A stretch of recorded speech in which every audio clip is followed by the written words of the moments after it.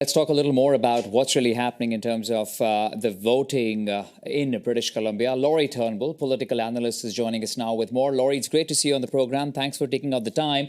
Can I just once again start with that point about this record number of British Columbians who've come out to cast their ballots in advance voting? It's something that has never been seen before. What are you making of it? What does that indicate to you?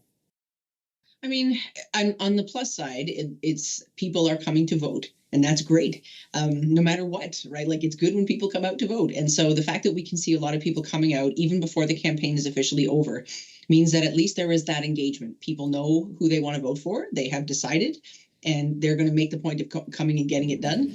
I think we've seen a bit of an uptick in advanced poll voting. To me, it's about over the last 10 years. I can remember in the 2015 federal election when we had advanced polls over the Thanksgiving weekend, and there was a really strong showing in those advanced polls. And I was like, okay, well, maybe this is because it's Thanksgiving. People are going out to the polls as families, that kind of thing. You're getting it done.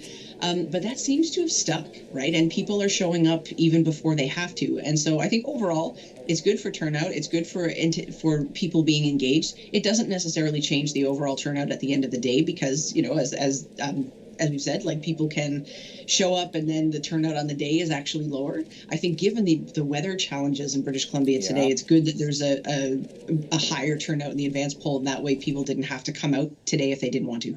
You know, I like the way that he said that people, it seems, have already made up their mind, and that's why we're looking also at the large number of people coming out at advanced polling, Lori. So let's talk about this nail-biting race between the BC NDP and the BC Conservatives. They are, of course, neck and neck.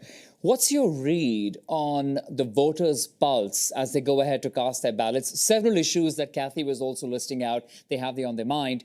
What's your read on the voters' pulse? I mean, it's a close race, and I think there's a few things happening. One thing that happened even before the election was called is this merger, so that there was one significant challenger to the NDP.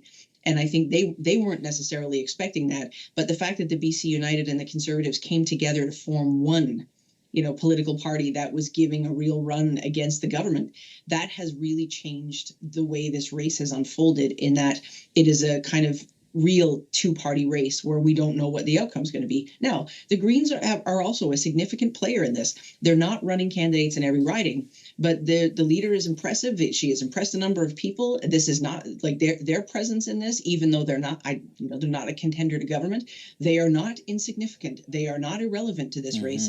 And so I think what we can see is support for these two parties that are really vying to become the government. You can see partly this is the result of some momentum for change. I think part of the Conservatives' strength at this moment is not just, it's not because necessarily the leader is some unicorn who everybody is rallying around. To the contrary, I think it's more, there's a lot of push across the country, and including British Columbia, for a change in the status quo, a significant amount of dissatisfaction with how things are going, concern about the economy, cost of living, things like housing, things like healthcare. That's not good for any incumbent. And I think the Conservatives have been successful at pushing on the government and saying, look, you guys aren't the ones to solve these problems. On the other hand, EB hasn't been premier that long.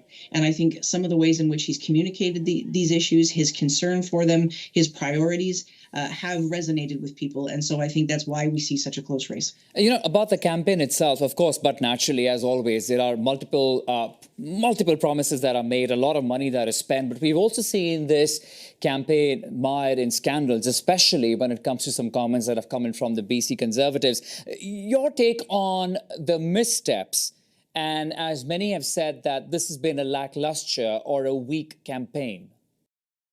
Right. I mean, certainly there have been times where I think, a kind of rehash of things that the Conservative leader has said before, some of the candidates have said before, those sorts of things I think were being really pressed by the NDP as a way of saying to people, listen, I know you're not happy right now. I know things aren't going and not going the way people want, but look, you can't trust that guy. This is all about trying to make people feel that they can't trust the Conservative leader. On the other hand, the Conservative leader wants to push on the NDP and say you can't trust them either, because they've had opportunities to make things better, to make the economy better, to fix these kinds of crises, and they haven't done that. And so I think we've seen a lot of back and forth there, and trying to really get the voter not to trust the other side. because each party wants to make sure that if there's a voter that's undecided, they're going to, undermine their opponent so that the voter ends up with them.